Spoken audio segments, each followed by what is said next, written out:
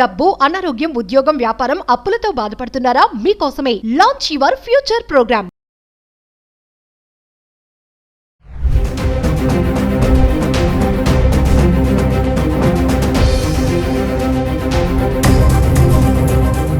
నమస్తే, welcome back to Suman TV. ప్రస్తుతం మనతో పాటు ఉన్నారు ఎనలిస్ట్ మందరి కృష్ణారెడ్డి గారు. సార్తో మాట్లాడదాం. నమస్తే సార్. నమస్తే అమ్మా. సార్, యాంకర్ స్వేచ్ఛ సూసైడ్ ఇప్పుడంతా అదే నడుస్తుంది. అయితే ఆమె సూసైడ్ ఎందుకు చేసుకుంది? చాలా స్ట్రాంగ్గా ఉంటుంది మా మమ్మీ అని చెప్పేసి కూతురు కూడా చెప్తుంది మాటలు. తాత వస్తాడు, నేను తీసుకెళ్ళిపోతాడు అంటే ముందు రోజు చెప్పిందంట, తాతయ్య వచ్చి నేను తీసుకెళ్ళిపోతాడు అమ్మ అని చెప్పి అంత స్ట్రాంగ్గా చెప్పి నన్ను స్ట్రాంగ్ చేసి మా అమ్మ వెళ్ళిపోయింది. ఇంకా వాళ్ళ నాన్నగారు కూడా మాట్లాడుతున్నారు, ఆల్రెడీ మా అమ్మాయి డివోర్సీ, తర్వాత వేరే పర్సన్తో ఫ్రెండ్లీగా ఉంటుంది, ఇవన్నీ చెప్పుకుంటూ వచ్చారు. సో అంటే సూసైడ్ చేసుకోవడానికి కొంచెం కారణాలు అంటే మీరు వార్త వింటున్నారు కాబట్టి, ఫాలో అవుతున్నారు కాబట్టి మీ అనాలిసిస్లో మీరు ఏమనుకుంటున్నారు? చాలా దురదృష్టకరమైన విషయం ఏంటంటే, ఒక మంచి జర్నలిస్టు అలాగే యాంకర్గా సుదీర్ఘకాలంగా పనిచేస్తున్నటువంటి స్వేచ్ఛ గారు సూసైడ్ చేసుకోవడం లేదు. ఎందుకంటే సహజంగా జర్నలిస్టులకి మిగతా వాళ్ళకన్నా కూడా మానసికంగా ఎక్కువ ధైర్యం ఉంటుంది. ఎందుకంటే వాళ్ళ కళ్ళెదురుగా కొన్ని వేల లక్షల సంఘటనలు జరుగుతూ ఉంటాయి. వాటిని వాళ్ళు వార్తలుగా చేసుకుని జీవించాల్సిన పరిస్థితి ఏర్పడుతుంది. ప్రతిరోజు మనం టీవీ చూసినా వార్తలు చూసినా మనకు కనబడేదిలా ఏంటంటే ఆత్మహత్యలు కానీ, హత్యలు కానీ, దోపిడీలు కానీ, మానభంగాలు కానీ, ఇలాంటి వినకూడని వార్తలనే మనం ప్రతిరోజు ఉదయం నుంచి రాత్రి దాకా ఈ రంగంలో ఉండేవాళ్ళు ఎక్కువ వినాల్సి వస్తుంది. వినడమే కాదు, దాన్ని ప్రసారం చేయాల్సిన పరిస్థితి, దాన్ని వాళ్ళే స్వయంగా చెప్పాల్సిన పరిస్థితి ప్రతిరోజు ఉంటుంది సహజంగా. అలాంటప్పుడు అది చెప్పి చెప్పి చెప్పి ఒక రకంగా వాళ్ళలో పూర్తిగా మానసికంగా ఒక శక్తి పెరిగి వాటికి విరుద్ధంగా అంటే అలాంటి వాటికి దూరంగా జీవించగలిగేటువంటి ఒక శక్తి వారికి మానసికంగా వస్తుంది.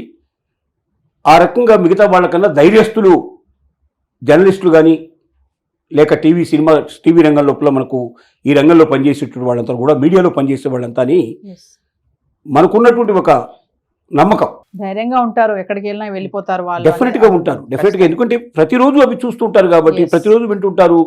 వీళ్ళెక్కడ వాళ్ళు ఒక్కొక్కసారి ఆ వార్తల్ని ప్రత్యక్ష ప్రసారం చేయాల్సిన పరిస్థితి ఏర్పడుతుంది. ఇలాంటివన్నీ చూసి చూసి ఇది సహజమైన విషయంలే అనేటువంటి పరిస్థితి కలిగేటువంటి అవకాశాలు ఉంటాయి.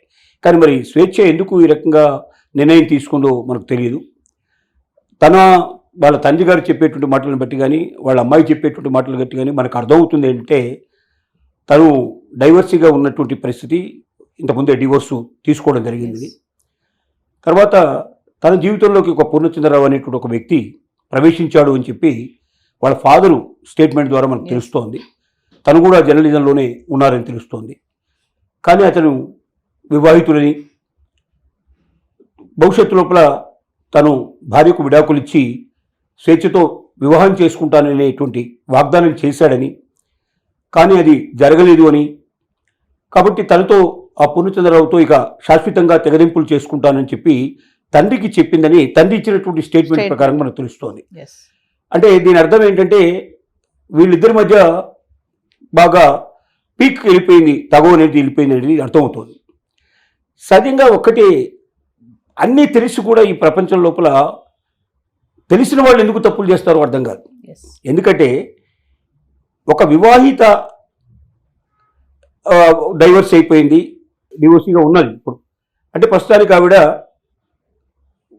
జీవితం లోపల ఒక వ్యక్తి లేడు, ఎవరు లేరు. ఒక కొత్త వ్యక్తిని జీవితంలోకి ఆహ్వానించాలనుకున్నప్పుడు అతను కూడా వివాహితుడు కాని వాళ్ళని ఎప్పుడైనా మనం ఎంచుకుంటే మంచిది. ఎందుకంటే ఒక వివాహితుడైన వ్యక్తిని ఎప్పుడైతే సంబంధం పెట్టుకుంటామో వాళ్ళ కుటుంబానికి అది ఇబ్బంది, మరొక స్త్రీకి ద్రోహం చేసినట్టే అవుతుంది. మగవాడు వందలు చెప్తాడు, రకరకాల కారణాలు చెప్తాడు. ఆవిడతో నాకు సరైనటువంటి సుఖం లేదనో, ఆవిడ కుటుంబంలో సరిగా ఉండటం లేదో చెప్తాడు. మరి చెప్పినప్పుడు ముందుగా విడాకులు తీసుకొని వచ్చి ఆ తర్వాత తను ఈ రకమైనటువంటి సంబంధాలు పెంచుకుంటే బాగుంటుంది కదా. అంటే అక్కడ విడాకులు తీసుకోవట్లేదంటే విడాకులు తీసుకునే అవకాశాలు అక్కడ లేవనే మనకు అర్థమవుతుంది. అంటే మనల్ని నమ్మించడానికి ఏదో ఒక రకమైన కట్టుకథలల్లి మన జీవితాల్లో ప్రవేశిస్తారు. ప్రవేశించిన తర్వాత ఏమవుతుందంటే, వాళ్ళు ఇచ్చిన వాగ్దానాల ప్రకారంగా అక్కడ విడాకులు ఇచ్చేసేసి వీళ్ళని పెళ్లి చేసుకోవడం అనేది సాధ్యం కాకపోవచ్చు. కానప్పుడు ఏమవుతుందంటే, కాంప్రమైజ్ కాలేని పరిస్థితుల లోపల రకరకాలుగా ఒక మనకు అప్పుడప్పుడు మనసు స్థిరీకరంగా ఉండకపోవడం వల్ల Yes. ఈ పరిస్థితులు ఏర్పడతాయి. ఏది ఏమైనప్పటికీ ఒక స్వేచ్ఛ అని ఇప్పుడు మనం ఉన్నటువంటి జర్నలిస్ట్ యొక్క జీవితాన్ని మనం తీసుకుంటే వివాహితులైనటువంటి వారి జీవితాల్లో మనం ప్రవేశించకూడదు. ఎప్పుడు కూడా పెళ్ళైన వాళ్ళు కానీ, పెళ్లి కాని వాళ్ళు కానీ, డైవర్స్ తీసుకున్న వాళ్ళు కానీ, తీసుకోలేని వాళ్ళు కానీ, మరొక వివాహిత లేక వివాహితుడైనటువంటి వ్యక్తి యొక్క జీవితంలోకి మనం ప్రవేశిస్తే ఆ కుటుంబాన్ని నాశనం చేసినట్టు అవుతుంది, మరొక స్త్రీకి అన్యాయం చేసినట్టు, లేదా మరొక పురుషుడికి అన్యాయం చేసిన పరిస్థితి ఏర్పడుతుంది. కాబట్టి ఎట్టి పరిస్థితుల్లో అలాంటి నిర్ణయం తీసుకోకూడదు. తెలివైన వాళ్ళు ఎవరు ఆ నిర్ణయం తీసుకోకూడదు. కథలు చెప్పడానికి అనేకం ఉంటాయి, కట్టుకథలు చాలా చెప్తూ ఉంటారు, కానీ ఈ కథలకి ఎప్పుడు కూడా విలువ ఇవ్వకుండా జీవితం లోపల అందరూ బాగుండాలి, అందులో మనం ఉండాలనే కోరిక ఉండాలి తప్ప కొందరు చెడిపోయినా నేను బాగుపడాలనే కోరిక ఎప్పుడైతే ఉంటుందో అది మన జీవితానికి ఏదో ఒక రోజున దిగులు పడి పరిస్థితి ఏర్పడుతుంది. Yes. స్వేచ్ఛ జీవితంలో కూడా మనకు అనిపిస్తున్నటువంటిది వాళ్ళ తండ్రి గారు వాళ్ళ అమ్మాయి ఇచ్చినటువంటి స్టేట్మెంట్ని బట్టి మనకు అర్థమవుతోంది. ఈ స్టేట్మెంట్ని బట్టి తను ఎంచుకోకూడనటువంటి మార్గంలో ఎంచుకోవడం వల్లనే, ఒక వివాహితుడిని తన జీవితంలోకి ఆహ్వానించడం వల్లనే అతనితో తెగదెంపులు చేసుకోవాలన్నట్టు పరిస్థితుల్లో మానసికంగా సంసిద్ధత కాలేక, జీవించలేక తను మరణాన్ని కొని తెచ్చుకున్నట్టుగా కనబడుతోంది. స్వేచ్ఛ యొక్క జీవితం మనందరికీ గుణపాఠం కావాలి. ముఖ్యంగా జర్నలిజం రంగంలో ఉండేటువంటి వాళ్ళు మరింతగా ఆలోచించాల్సిన అవసరం ఉంది. 10 మందికి మనం హితో చెప్పేటప్పుడు మనమే చెప్పించుకునే పరిస్థితులకు మనం రాకూడదనేటువంటి ఒక మంచి సందేశాన్ని ఇప్పుడు ఇస్తోంది. ఏదేమైనప్పటికీ ఆవిడ ఆత్మ తప్పనిసరిగా శాంతి చేకూరాలని, ఆ కుటుంబానికి భగవంతుడు అన్ని రకాలుగా ధైర్యాన్ని చేకూర్చాలని మనం ప్రార్థన చేద్దాం. Thank you, sir.